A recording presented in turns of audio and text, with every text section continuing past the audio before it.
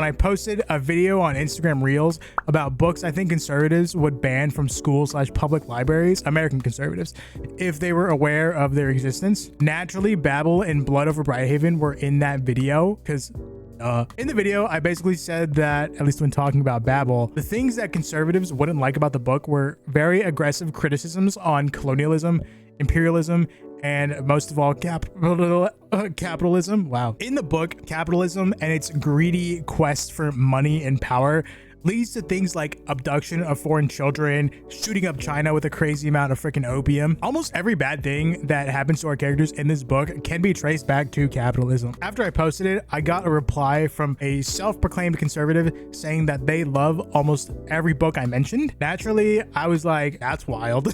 But if you want to read the convo yourself, you can go find the post on my Instagram. Do not harass or send hate to this individual. This person goes on to say that they don't hate gay people or are against their marriage and aren't racist, and that their family is mixed with all types of people and that they are all right-leaning. They're essentially saying that they are socially liberal and fiscally conservative. At least that's how I interpreted what they said and why they said it. To me, this is an oxymoron.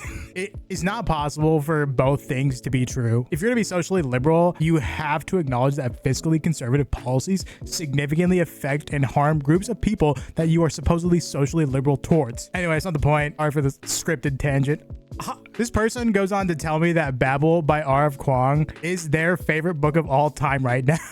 This is what truly blew my mind. Like I said earlier, Babel is an absolute thrashing of global capitalism in general. Being a conservative and having your favorite book absolutely despise the core thing that makes American conservatives is absolutely insane. Capitalism is just so central to conservative beliefs that agreeing with R.F. Kuang's criticism about the system would basically mean you aren't a conservative.